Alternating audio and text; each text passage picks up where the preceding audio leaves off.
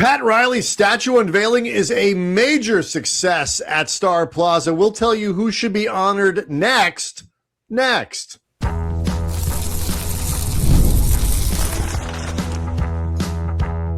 You are Locked On Lakers, your daily Los Angeles Lakers podcast, part of the Locked On Podcast Network, your team every day.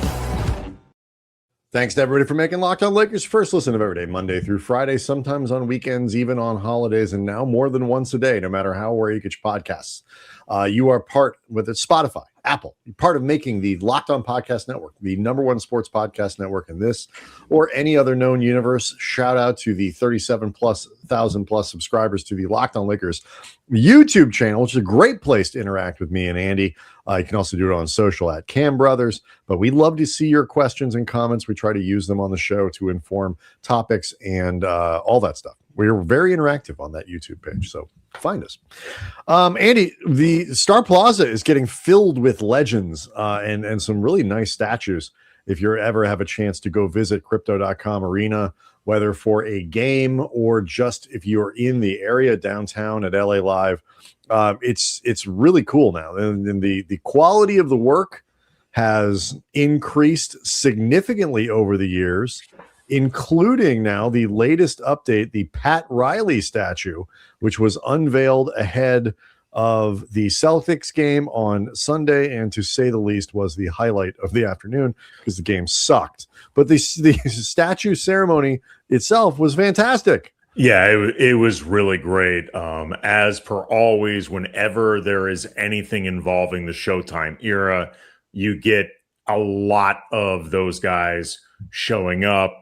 Magic emceed the halftime piece of this where Pat Riley was honored and he spoke. And side note, as somebody who talks for a living, it is absolutely disgusting to watch Pat Riley, who is going to be 81 effing years old in March, speak so well, giving a speech at his age. Stop making the rest of us look so pathetic, Riles. Were you a little worried? I was a little worried that they'd have to push back the tip just because like Riles would just keep going. Well, Riles can talk. Like he can. I have interviewed Pat Riley before, which another side note, intimidating as hell. It is really intimidating. Like I was doing a phone interview with Pat Riley, and that in and of itself was intimidating. He could not have been any nicer. We work with Michael Thompson, part of the the Showtime Lakers, and on 710 ESPN, he does the radio call. And Michael says still to this day, not really facetiously, he is still afraid to upset Pat Riley. It was awesome to have Magic and Kareem and Worthy and Norm Nixon and Kurt Rambis and all these different members of Showtime there for Riley at halftime. The statue was unveiled before the game. It's, of course, Riley in an Armani, and we know this because that was part of the notes sent to us by the Lakers. It was Armani. It cannot be overstated just how much of an icon Pat Riley was, not just as a basketball genius during Showtime's heyday, but like a true cultural icon. Michael Douglas, who also spoke during the statue unveiling, he and Pat Riley become close friends. He has copped to the Gordon Gekko character in Wall Street. That slick back hair and general aura was very much modeled after Pat Riley. Also, Kurt Russell's character in the movie Tequila Sunrise with Mel Gibson and Michelle Pfeiffer in 1988. That role was not just the way Kurt Russell dressed and slicked back his own hair, modeled after Pat Riley. It was originally offered to Pat Riley, and Pat Riley turned it down because he was too busy coaching the Lakers. Yeah. But Pat Riley was choice one. Kurt Russell at like height of fame, choice two. Yeah, just to add on to that, I tweeted out a great post from Derek Guy. If you don't follow him, if you're at all into clothes, or the history of clothing, Derek Guy Dye Workwear had a phenomenal post about how to dress like Pat Riley in 2026. Especially since, for a lot of reasons, vintage Armani is apparently a tough thing to pull off today, but read the post. It's fascinating. Anyway, the one thing that I think is just great too is like I mentioned this before in the open, like the quality of these statues. I really think they need to go back and do Magic again. Like the Magic Johnson statue is not good. It's not. And it was right at the beginning of the first one out there. And I don't know if it's statue technology. Is that AI, as my daughter might say? Whatever it is, they've gotten really good at doing this. The last few have all been outstanding, very interesting, creative. I love the pose that they picked up, with Riley with the fist up in the air to show, which was the signal for give the ball to Kareem for a sky hook. Like they're just spot on with all this stuff. So after the break, though, I want to talk a little bit about sort of who's next, like because it raises some interesting questions about current, past, and future Lakers. So we'll do that next. Locked on Lakers is brought to you by Prize Picks. Shoot your shot on Prize Picks. Get $50 instantly in lineups when you play your first $5. That's right. Prize Picks is giving you $50 in lineups when you sign up and play your first $5 lineup. Prize Picks makes every dunk, dime, and every board that much more exciting. It's America's #1 app for sports picks. Prize Picks, simple to play. Just pick more or less on 2 to 6 player stat projections. And if your picks are right, you can cash in. You can choose from basketball, baseball, hockey, soccer, UFC, and more. And they got features like early payouts and flex play. So you got options when the game's still happening. It takes just a couple minutes to create a lineup.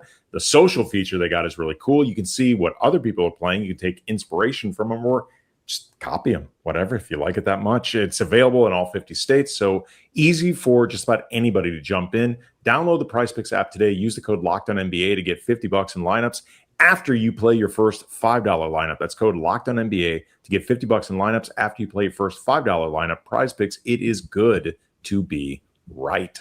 Locked on Lakers also brought to you by FanDuel. Ever wanted to experience the NBA Finals live and in person? Well, FanDuel is giving you the chance to turn that dream into reality with their NBA sweepstakes. Here's how it works. You use your profit boost on any NBA future, and you'll be automatically entered to win for a shot to win an NBA Finals trip for 2. That's right. Flights, tickets, the whole experience.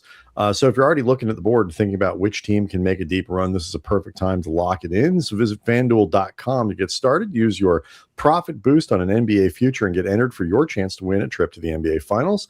Play your game with FanDuel, the official sports betting partner of the NBA.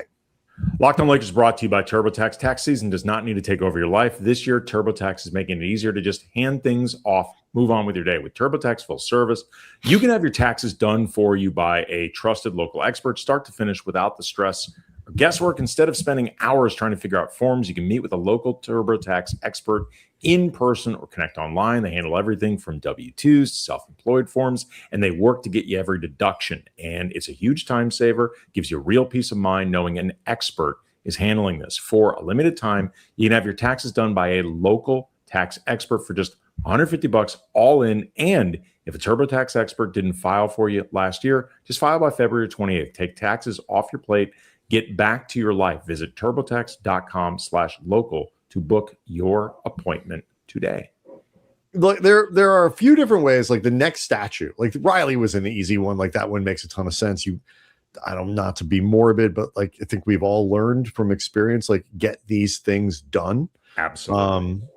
And so with that spirit in mind, I think the next one that they should get done is Phil Jackson. Absolutely.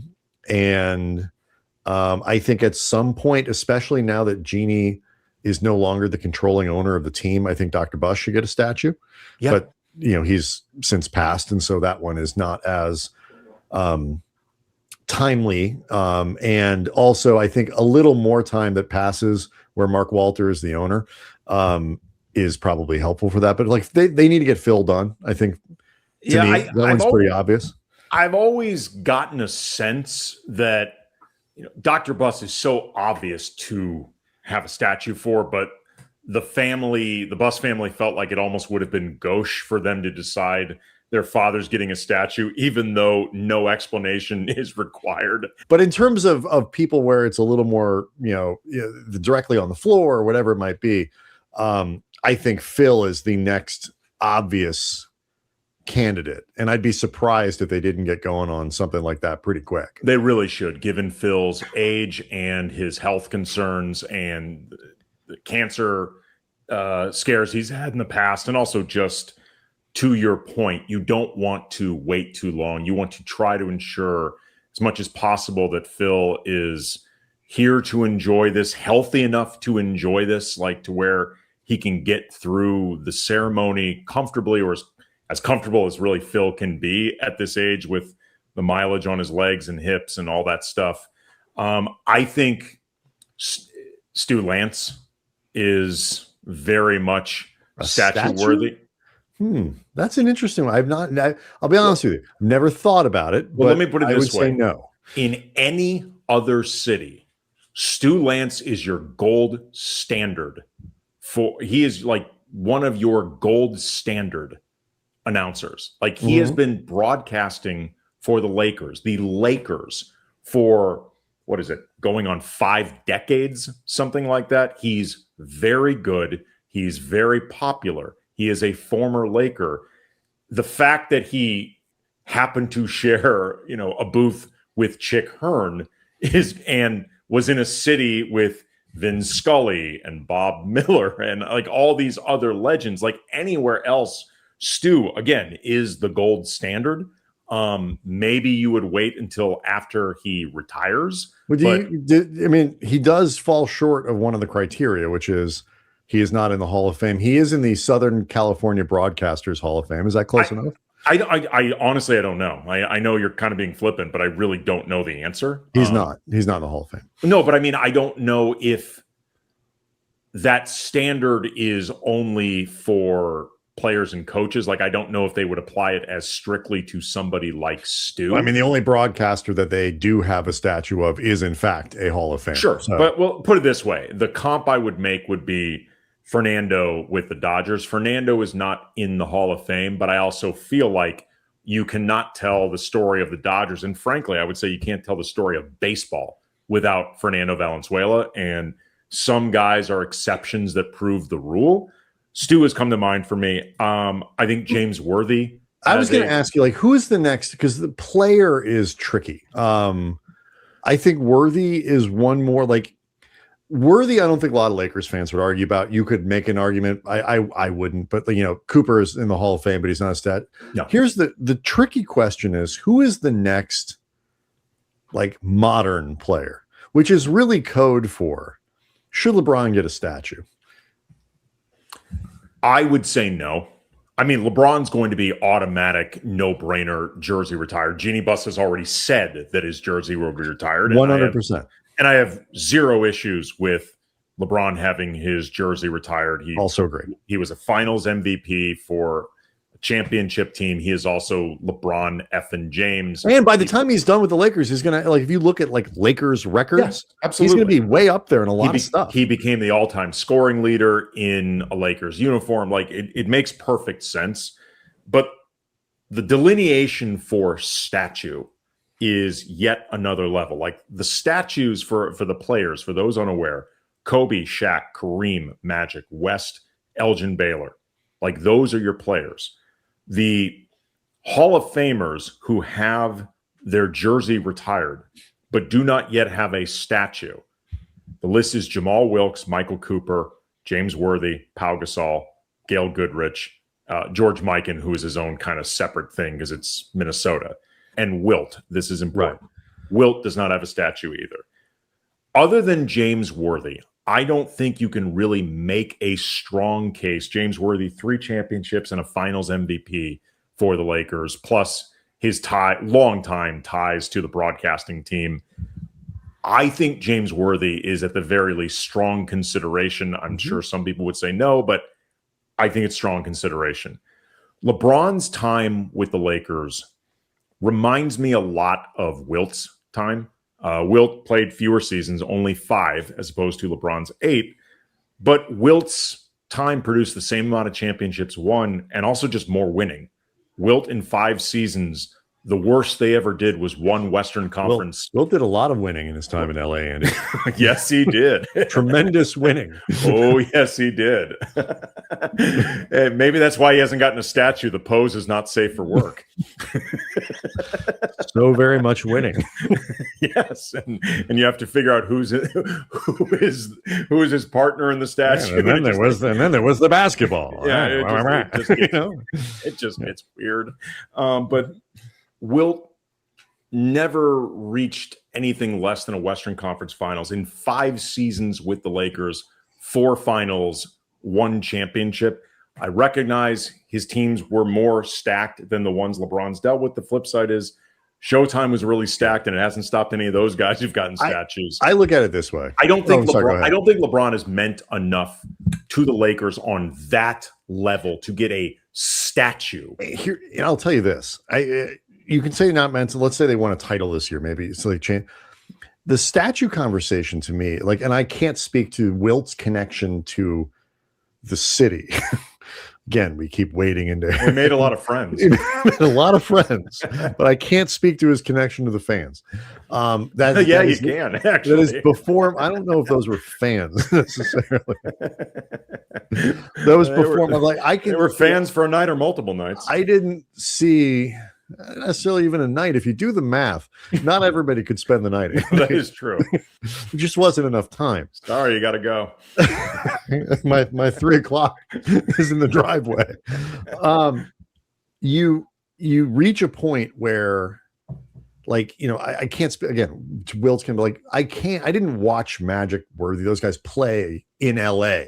Like, I wasn't at the Forum, but like, been around long enough. Like, I know the connection that those players have. I know the connection Cooper has. Like, to your point, Stu Lantz, I think, has a deeper connection to Lakers fans, a more meaningful connection to Lakers fans than LeBron does. And that's the type. Yeah. Like, he falls short of that. Powell, I think, is closer on the connection, love and support from Lakers fans thing, and just falls a little bit short on the basketball side. That to me is it. He's definitely going to get a statue with Miami. He's definitely going to get a statue with Cleveland. And those are no-brainers because he has meant more to those organizations. Again, LeBron will get his jersey retired, and that is a no-brainer. So. It should happen. But there are delineations. Luka, you hope that when it's all said and done, Luka's a no-brainer. But other than Worthy, I don't think there's any other player who really merits strong consideration for a statue. Locked On Lakers on YouTube is where you can hang out with over 37,000 subscribers to the channel. We will see everyone next time.